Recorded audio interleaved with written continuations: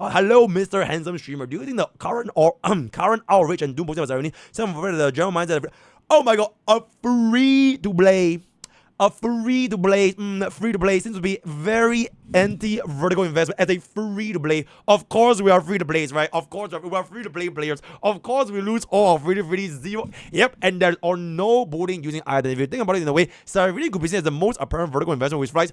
Okay, chat. I low-key did adjusting free-to-plays, or at least a free-to-plays that are not like Bob. Because Bob is a free-to-play. But a bot free-to-play is a hell of fucking different from like the casual free-to-plays, right? I think the general sentiment just comes from the fact that they see low cost as a norm, which it is on release. Because on release for all the main DPS, right, they always make that main DPS as viable at low cost as possible from the environments. Case in point, every single main DPS that comes out, they never release a niche support before the DPS.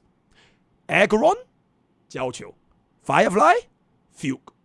D-Herda, I guess you could say Anexa, but eventually Anexa power grab D-Herda anyways. Castoris, Evernight. Phynon, Saridra. It always follows the exact same fucking formula. So what happens is, when free-to-plays, casual free-to-plays, they have the attention span of a TikTok main, they see their one version, right? They see their one version. Okay, I pull for the E0 DPS. I don't even have a thing such as vertical investment support because back then it didn't exist. And you could basically clear all the endgame content at very, very low cost because they make it extra fucking easy with all of the shield bars, right? All of your final casual, whatever the shield bars are gonna be, it makes it super fucking easy. So even without any vertical investments, well, number one, you don't need it. Number two, they don't even exist. They're like, oh shit, as a free-to-play player, this team is like absolutely fine. I don't need to care about vertical investments. I don't need to care about items. I don't need to care about light codes. As long as I'm clearing right now, it is going to be completely fine. But the moment the shield environment goes away, the moment the vertical investments come from the support, they will probably think, okay, I don't need this vertical investment support because I can still clear. I can still clear without vertical investment. It's like the same exact thing for Acheron, like way back in Vertical, right? You can still clear without Jiaoqiu back then. You could run Palace was saying, you still clear. You could clear without Fuke back then. You could still, bro, people were literally saying to skip Fuke because you can just run yourself the Rame and HMC. So what the fuck would you even need me Fuke, right? You can still clear all of these endgame content without all these vertical investments because the environment hasn't changed yet. But the moment the environment changed, bro, try playing Swimmery right now without Fuke. I mean, thank you still could, but it's like really, really, really rough compared to back then.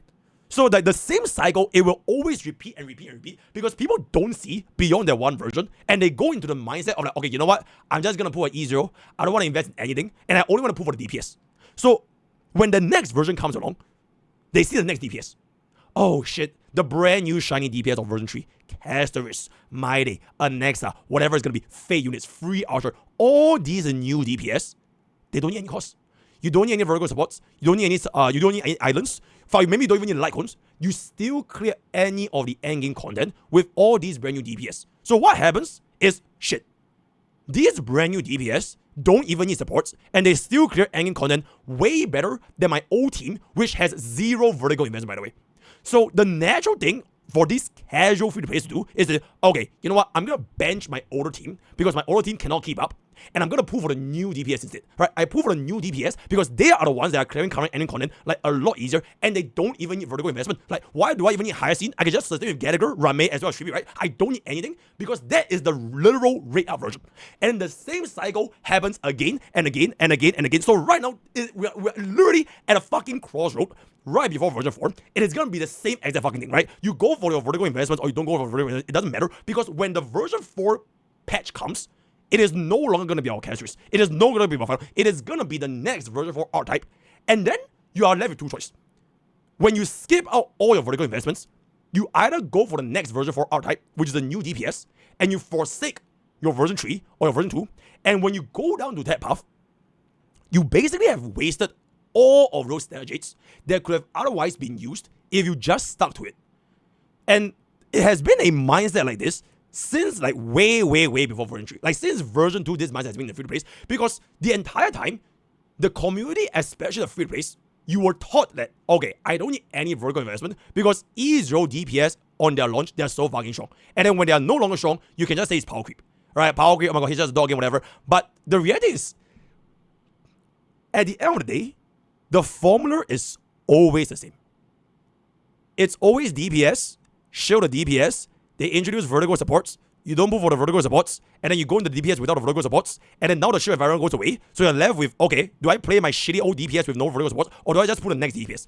And you're gonna get to a point where you can no longer keep pulling on the R-type because you ran out of strategies as a free play. Because when you keep pulling for new DPS and new DPS and new DPS, eventually you're gonna lose your 50-50. Right? You're eventually gonna run out of strategies because you cannot keep up with everything that comes out. And then when you look back into your account, all you have is DPS. How the fuck are you gonna build a team? You know what I'm saying? So hope this was a very interesting yapping session. MrPokke, hail Mr. Streamer, very very nice. Okay, we can get this for the clip channel. I was also gonna talk about this in like my crash out, but since bro already said it over here, I might just say it over here, right? It's literally the same cycle every single time. And it's been 2.5 years of HSR, but people still don't see it because it has been so ingrained that, okay, E0 is okay, right? And it should be, right? It should be. You should be fine clearing with E0s. But when the game progresses from your version 2 to version 4, version 4 to version 5, in a turn-based gacha game, where else can they go to make the content more refreshing aside from just changing out the art type and then just shielding for the new ones? Because at the end of the day, HSR is not like E7, right? It's not E7, it's not like any of those like more complex turn-based games. It's not like fucking like Activision 33. It's really like a super casual game, which is not that deep. You have 3 buttons, you press it, and you just go. So it's either from a team building perspective, or you just actually just like fuck it. You just keep pulling the same thing over and over again, right? So, and then what they do, and then what they did, right? Not even scripted, by the way. Not even scripted, by the way. I just see this version so much that in my head, I know it's the same thing. And I'm trying to save every single every single viewer that's watching my stream. You're absolutely fucking welcome, right? Bro, I am cooking, bro. Wait, let me say some more. Ding, ding, ding. Hail, Mr. Streamer. El Suwa, thank you so much for 11 months. Is E1 tribute better than CYRENE in a non-crisis? Fuck no. If you don't want to pull Crisis Test Team, just don't pull CYRENE. It's super, super simple. Hello, Mr. Streamer. Update to that is not that. This question is considered fast. Yes. Do you think we should change our way to count the cost for Bro, I honestly think I should. Oh my god, wow, this stream is so handsome. Bro, I honestly think we should make a video about cost. What is cost? Honkai Star Rail's cost explained. Because if people understand cost, they will then know how much money, or rather how much strategies, are they investing into a team. And when you take a step back in the big picture, you will see, holy shit, I have invested like, bro, I don't know, 300, 400, 500 pools for a single team. Oh my god, Steam, thank you so much for Tattoo. Thank you. Yeah, they have invested like 300, 400, 500 pools for like a single team, cost-wise.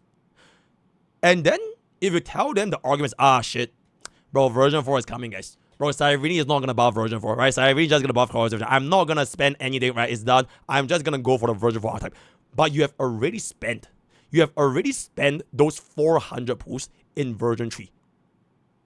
Are you really just gonna be like, yep, I'm just gonna dump all those 400 pools away and I'm gonna chase the next meta, which is version 4, and then you're gonna have to start from scratch again. At that point, you're gonna, do you have money? Do you have strategies? Probably not, guys. Because, okay, like, can you imagine if Bob started on version 2 instead of version 3? Like my free-to-play account, right? I started on version 3. I have around 200-ish pools for the next version. But if Bob started in version 4, or rather in version 2, there's literally no way we'll have the equivalent amount of pools saved up for the next version, because we would have played the game for an extensively much longer period of time, right? So if you already invested in said version, you kind of have to accept that what you already invested is not going to come back. I was telling you like 1060 like yesterday, right? It's the Pokemon analogy. HSR is not Pokemon. You can't just like change your Pokemons in the middle of the version and expect them to be like 0 cost. Because it's a fucking gacha game, right? You already spent your fucking strategies on this team. So like if you're going to be changing teams, you need to acknowledge that you have spent a shit ton of fucking pools for essentially either for chasing meta or what it's going to be, and it has been invested. So like when you want to chase meta in HSR, right? It's a little bit silly because meta will always just be the newest version. That is the meta. You don't need anybody to tell you the right answer, like what is the meta. It's just simply the new version. It is what it is. Like the meta for version 3, it will never be super big. The meta for version 4 is probably never going to be HP. So it will just keep repeating itself, right? And if you really know the answer is chasing meta, then how are you going to stop yourself from committing the same pools over and over again? Like, the same argument for waiting for version 4, because CYRENE doesn't buff version 4, why don't we just wait for version 5? Just wait for version 5, right? Just because chasing a single unit is like average 100-ish, 110 pools, including 50-50, right? Including 50-50. So, like, if you keep chasing meta, why don't just save all those pools you get from chasing meta into the next version, and the next version, and the next version, and the next version? Like, it will never, ever end because you always chase meta. Which is like, it's just fucking dumb, right? In Pokemon, you can chase meta, right? If you want to chase the B drill meta, the B drill cleave meta, if you want to chase the the trio meta, the Charizard meta, whatever meta is gonna be, you can just chase it because it costs you $0 to change a Pokemon. But in HSR, it's not that way because it's a fucking gacha game, right? So, and then what to do? It is what it is, bro. I have so much pent up, crash out sentiments I have about this whole CYRENE thing. I need to let it go. But I'm just gonna wait because I want to collect more receipts. But I think tomorrow will be where I'll let it go, right? But today is just like, I'm getting there, bro. I'm getting there. You have cooled your last cool, my man.